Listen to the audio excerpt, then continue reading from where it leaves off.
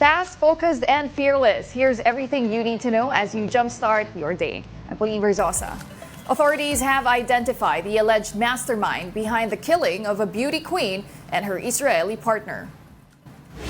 The Philippine National Police, or PNP, refused to disclose the information about the alleged mastermind and the possible motive behind the killing. They said they will collect more evidence against the suspect before filing charges against them. The bodies of Geneva Lopez and Yitzhak Cohen were recovered in a quarrying site in Capas, Tarlac over the weekend. Based on their autopsy, the two died from gunshot wounds. Ayaw nating madaliin, ayaw nating magbigay ng deadline dahil maganda yung tinatakbo ng investigation at sabi ko nga binubuo natin yung mga evidence at may mga information po tayong nakakalap. A painting of national artist Fernando Amorsolo has been stolen. Two individuals acted like tourists to steal the mango harvesters from a museum in Silay, Negros Occidental. The painting, which is now over 80 years old, is estimated to cost around 50 million if sold. Authorities are calling on the public to help them locate the suspects. Actually po, kahit hindi po sa Silay po tatawag, sa pinakamalapit na police station po, pwede nilang itimbre po yung incident na nangyari o halimbawa may bibili o may inaalok. President Bongbong Marcos has directed the new Education Secretary, Sonny Angara, to prioritize the well-being of our teachers. Marcos also suggested that there might be changes coming to the K-12 program as it appears that the program has not effectively improved students' employability. Mobile Journal Julie Baiza has the story. So I said we have to take care of the teachers. We have to even, of course, financial to make sure that they can feed their families. This is President Ferdinand Marcos Jr.'s latest marching order to incoming Department of Education Secretary Senator Sonny Angara. Marcos instructed Angara to make sure teachers can sufficiently feed their families. We tend to forget sometimes that teachers have families. We see them just as teachers. They have families and they have to take care of their families. And they cannot teach properly kung inaalala nila yung lagay ng pamilya nila. So we have to make sure that they are in a good place so that the teachers can concentrate on actual teaching.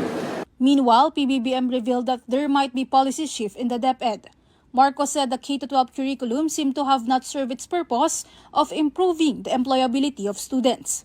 Ginawa natin yung K-12 dahil hinahanap ang years of training sa ating mga nag-a-apply.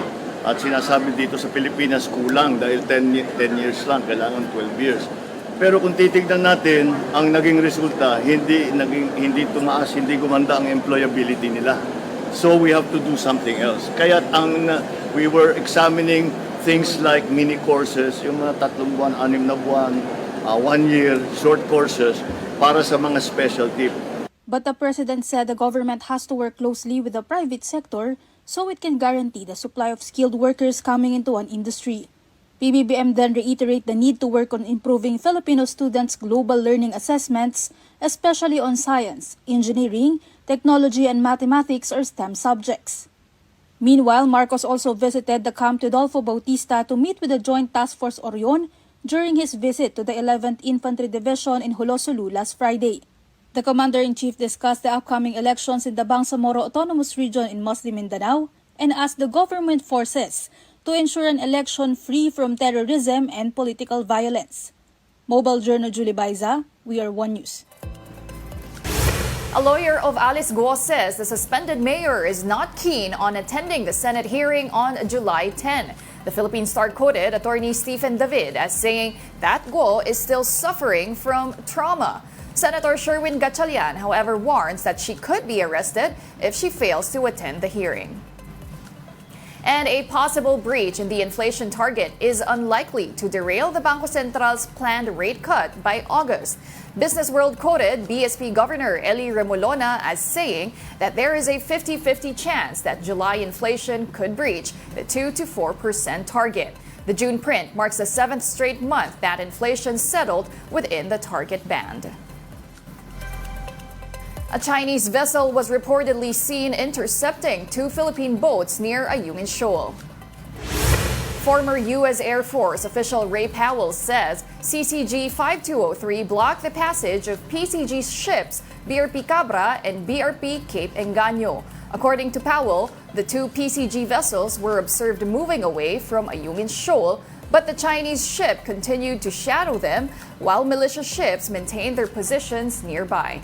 The incident occurred during the Philippine Coast Guard's routine patrols in the area.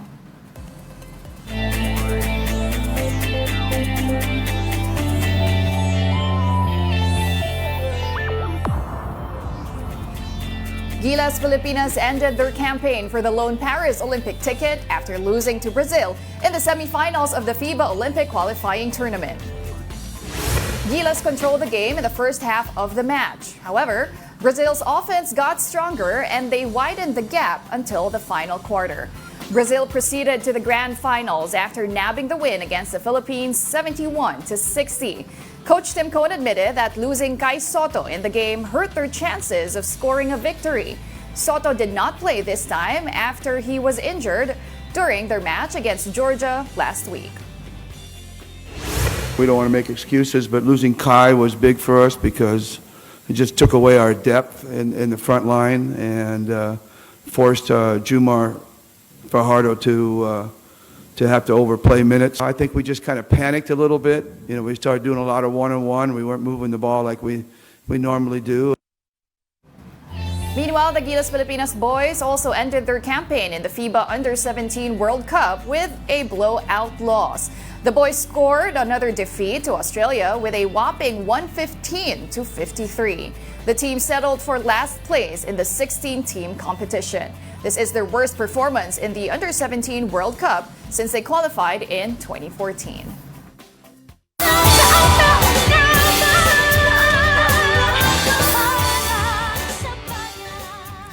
Filipino gymnast Carlos Yulo continues to work on his body to improve his performance and get the coveted gold medal at the Paris Olympics. From Metz, France, Boom Gonzalez with a report.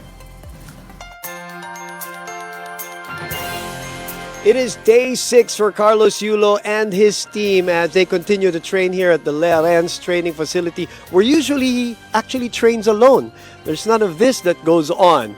He's only with his coach, Coach Aldrin Castañeda, and his sports occupational therapist, Hazel Callowwood. Now, Carlos told us earlier that he has totally adjusted to the weather, the training facility, and the time zones, but now he has settled into a regular but grueling training regimen. He is working on his body right now as he continues to build muscle for power while maintaining his speed, his agility, and his lightness as he continues to perfect his routines.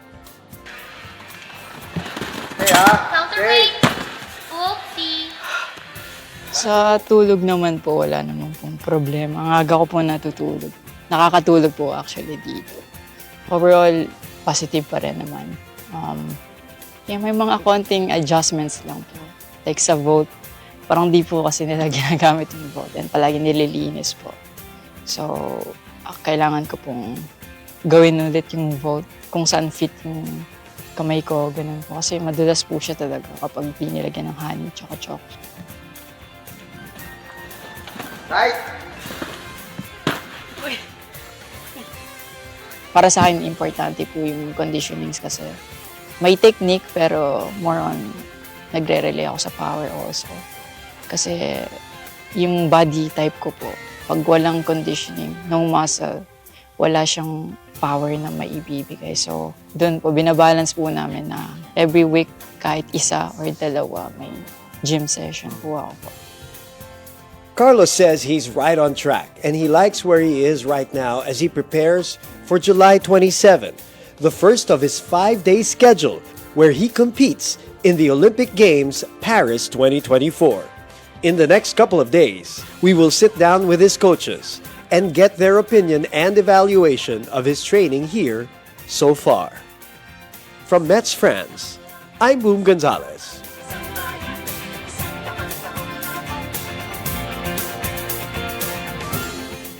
And those are the top stories of the hour. Join us later at 9 a.m. as we continue to monitor the day's biggest stories. I'm Pauline Verzosa. We are One News.